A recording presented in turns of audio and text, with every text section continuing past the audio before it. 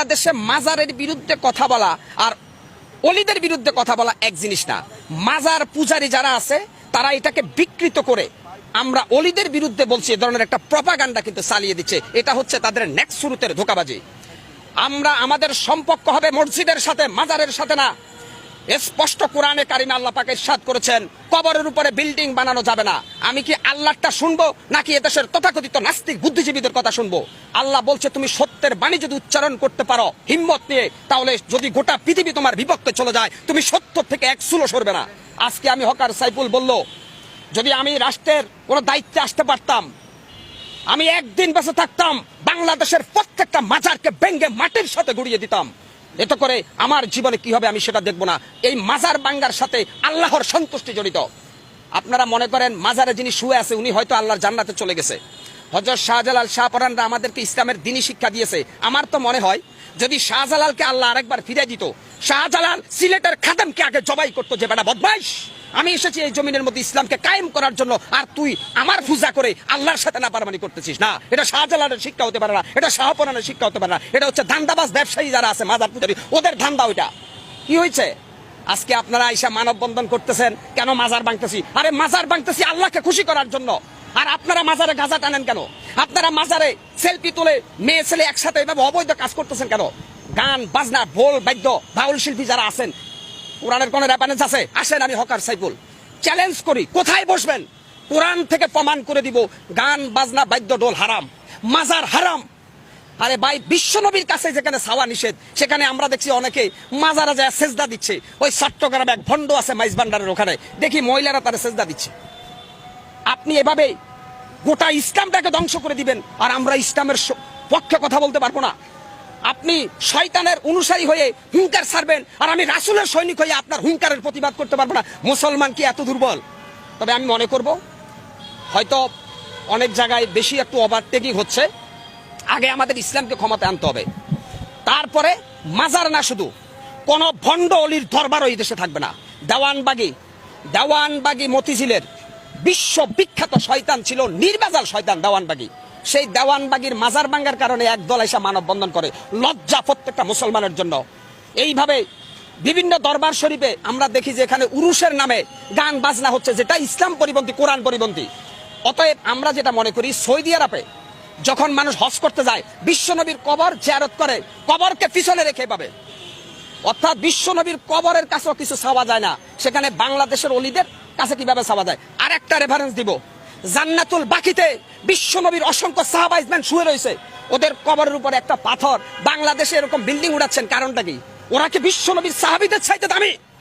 বিশ্বনবীর এতগুলো সাহাবা জান্নাতুল বাকির মধ্যে শুয়ে রয়েছে, ওদের কবরের মধ্যে একটা পাথর। যদি ইচ্ছা করতো ওদের কবরকে সোনা রূপা দিয়া মুজাইদ করে বানাইতে পারতো, কিন্তু আসলে আল্লাহ কোরআনে বলছে কবরের কোনো বুজুর্গি নাই, বুজুর্গি হচ্ছে আমলের। আল্লাহ পাক কোরআনে স্পষ্ট বলছে মহাসমুদ্রের ভিতরে সাঁতার না জানা ব্যক্তি যেমন অসহায়, ঠিক কবরে যে ব্যক্তি শুয়ে গেছে সে যত বড় আল্লাহর ওলি হোক সে তেমনই অসহায়। কেন? হাসরের ময়দান আল্লাহ কোরআনে স্পষ্ট বলছে আমাদের নবী মুহাম্মদ সাল্লাল্লাহু আলাইহি সাল্লাম ছাড়া প্রত্যেকটা নবী বলবে ইয়া নাফসি ইয়া নাফসি। তাহলে এই ভণ্ডদেরকে ওদের বাবা বা অলিরা কিভাবে জান্নাতে নিবে? এই বেটা গাঁজাখোর, বেটা বদমাইশ, কোরআন নাই, হাদিস নাই, ফরকালের চিন্তা নাই, আইসাই কয় আমরা মাজারের ভক্ত। অলি তোমরা মাজার ভক্ত, মাজার পূজারী, অলিদের ভক্ত না। তোমরা শাহজালাল শাহপরান আব্দুল কাদের জিলানের অনুসারী না, তোমরা শয়তানের অনুসারী। ৯৬% মুসলমানের দেশে প্রত্যেকটা মুসলমানের ইমানি দায়িত্ব মাজার পূজারীদেরকে শায়েস্তা করা। এত করে যদি আমরা মারা যাই আমরা শহীদ আর ওরা আবু জেহেল। আজকে অত্যন্ত কষ্ট লাগে ভাই, অত্যন্ত দুঃখ লাগে। আজকে সোশ্যাল মিডিয়া থেকে শুরু করে এক ধরনের তেলবাজ সুশীল সমাজ বাইরেছে, মাজার ভাঙছে, আস্তাগফিরুল্লাহ আস্তাগফিরুল্লাহ। কেন মাজার ভাঙছে? আরে ভাই, কবরের উপরে বিল্ডিং ভাঙ্গার নির্দেশ দিচ্ছে রাব্বুল আলামিন আল্লাহ। আপনি কত বড় নাস্তিক বুদ্ধিজীবী, আপনি মাজার ভাঙতে নিষেধ করেন কেন? আমি বলছি না যে প্রত্যেকটা মুসলমানের ইমানি দায়িত্ব বাংলাদেশের প্রত্যেকটা মাজারকে ভেঙ্গে গুটি গুটি করে দেওয়া। এখানে উগ্রবাদের গন্ধ পাও, মৌলবাদের গন্ধ পাও, তাহলে আল্লাহর কোরআন নিয়ে বসো। এই মাজার পূজারীরা আসো, আমি বসবো তোমাদের সাথে। যদি কোরআনে জায়েজ দেখাইতে পারো মাজার, আজ থেকে আমিও কোনো মাজারের অনুসারী হব। অতএব তোমাদের এই ভণ্ডামি, তোমাদের এই ধান্দাবাজির বিরুদ্ধে কথা বলছিল বাংলাদেশের হাক্কানি আলেম ওলামা। তোমরা তাদেরকে আবু জেহেল বলছিলা।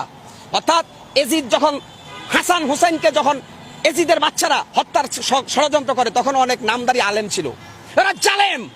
আজকে অত্যন্ত কষ্ট লাগে ভাই। আমি মনে করি আল্লাহর কসম খাইয়া বলতে পারি আমার ভাগ্য পরিবর্তনের মালিক একমাত্র আল্লাহ। কোন পীর, কোন বাবা, কোন আউলি আমার ভাগ্যের ভালো বা মন্দ কোনোটাই করতে পারবে না। আমরা একটা পাকা চুলকে বাঁকা করতে পারবে না কোনো অলিমিয়া। আমরা অলিদেরকে সম্মান করি কেন? তারা আমাদের জন্য ইসলামের সংবিধানকে রেখে গেছে, এই জন্য আমরা অলিদের সম্মান করি। এখন মাজার বাংলা কি শাহজালালের ইতিহাস মুছা যাবে? শাহপরানের ইতিহাস মোছা যাবে? মাজারের সাথে শাহপরানের সম্পর্ক না, শাহপরান আর শাহজালালের সম্পর্ক আল্লাহর সাথে, আর মাজারের সাথে সম্পর্ক হচ্ছে খোদা দহি নাস্তিকদের। মিয়া কেন আপনারা এখানে বারবার বলতেছেন অলিদের বিরুদ্ধে? শাহজালাল, শাহপরান 360 জন যে অলি আছে প্রত্যেকের সম্পর্ক ছিল আল্লাহর সাথে। আর যারা মাজারের মধ্যে সেজদা দেয়, পূজা করে, এদের সম্পর্ক ইবলিস শয়তানের সাথে। এরা শয়তান, এরা বাটপার, এরা ধোঁকাবাজ। কি হচ্ছে? শেখ হাসিনা প্যাসিস্ট হাসিনার আমলে হয়তো কেউ কথা বলতে পারে নাই, কারণ শেখ হাসিনা গোটা রাষ্ট্রটাকে জিম্মি করে রেখেছে। আজকে আমি মুসলমান, যেই দেশে মুয়াজ্জিনের আজান শুনে সূর্য উঠে, যেই দেশে মুয়াজ্জিনের আজান শুনে সূর্য ডুবে, সেই দেশে কোরআনের পক্ষে আমি কেন কথা বলতে পারবো না?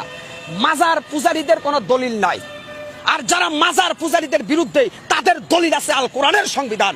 সেই আল কোরআনের সংবিধান দিয়ে যদি বিচার করি, তাহলে মাজার পূজারীদেরকে আমরা প্রথমে সতর্ক করব, তারপরে তাদেরকে সুযোগ দিব, তারপরে তাদের বিরুদ্ধে অল আউট অ্যাকশনে যাব প্রত্যেকটা রাসূল প্রেমিক সৈনিকরা। আল্লাহ স্পষ্ট কোরআনে বলেছে যে খবরদার শিরক করো না, শিরক করবে না। আমার হায়াতের মালিক, আমার মওতের মালিক, সবকিছুর মালিককে আল্লাহ। এই বাটপারের বাচ্চারা আরেকটা ব্যাখ্যা দিচ্ছে আমাদেরকে যে উসিলা ছাড়া কোনো কিছু হয় না। আমরা যেহেতু গুনাহগার, ওলিয়া আউলিয়ার উসিলায় আল্লাহ আমাদেরকে একটু মাফ করে দিবে। ওই বেড়া বাটপার, ফজরের নামাজের সময় মসজিদে ঢুকা আল্লাহর কাছে হাত তোলা, আল্লাহ মাফ করবে। তোর এই ভান্ডাবাজি বাটপারি বন্ধ কর বেটা। কোন মৃত মানুষের উসিলায় দোয়া করার জন্য আল্লাহ নিষেধ করছে। কোন মৃত মানুষের উসিলায় দোয়া করা যাবে না, জিন্দা মানুষের উসিলায় দোয়া করা যায়। এই বাটপারের বাচ্চারা কবরের কাছে যাইয়া আল্লাহর ওলিদের উসিলায় মাফ চায় আল্লাহর কাছে। কেন? তুই এত বড় শয়তান, আল্লাহ তো দোয়া কবুল করবে না। অর্থাৎ আল্লাহ তাআলা বলছে দোয়া কবুলের প্রথম শর্ত হচ্ছে 5 ওয়াক্ত নামাজ। দোয়া কবুলের প্রথম শর্ত পবিত্রতা অর্জন করে আল্লাহর কাছে সেজদা দেওয়া, তাহলে আল্লাহ দোয়া কবুল করবে। কিন্তু এই গাঞ্জাখোর বাটপারের বাচ্চারা কয় দোয়া কবুলের জন্য নাকি শাহজালাল লাগবে। আরে বেটা, শাহজালাল কি ওখানে আছে না আল্লাহর জান্নাত আছে তুই জানোস? এই শাহজালালের কবরে আমি গেছি, একটা অভিজ্ঞতা বলে শেষ করি। আমি সিলেট গেছিলাম শাহজালালের কবর দেখার জন্য। সেখানে দিয়া দেখলাম আরবি হরফ লেখা একটা চাদর দিয়ে শাহজালালের কবরকে ডেকে দিছে। হঠাৎ করে দেখলাম বৃষ্টি পড়লো, আম পাতার উপরে কাক পায়খানা করছে, কাকের পায়খানা আরবি হরফের সাথে লাগতেছে। ভাই কি নির্লজ্জ বেহাইয়াপনা!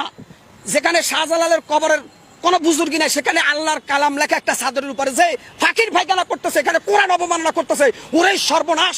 আল্লাহর কোরআনের চাইতে কি শাহজালালের মর্যাদা বেশি বেটা? তাইলে তুমি কেন ওখানে গিলাপ লাগাইছো, আরবি হরফ লাগা, ওর মধ্যে ময়লা পড়তেছে? তাহলে আল্লাহর কোরআনের ইজ্জত কে বাদ দিয়া তুমি শাহজালালের চাদর দিয়ে ডাকছো। শাহজালাল তোমার মতো গাঁজা করে চিনে? এই বেড়া বাটপার! শাহজালাল, শাহপরানরা ছিল আল্লাহর ওলি, গৌর গোবিন্দকে সাইজ করে তারা সিলেটের জমিনে ইসলামের পতাকা উড়েছে। আর তোমরা ঈশা শাহজালালের নাম বিক্রি করে ইসলামের সরাসরি বাস দিতেছো, কোরআনের বিরুদ্ধে অবস্থান নিতেছো। তোমাদের বিস্তার ভেঙ্গে ফেলা প্রত্যেকটা মুসলমানের ইমানি দায়িত্ব। সবাই ভালো থাকবেন, সুস্থ থাকবেন ইনশাআল্লাহ।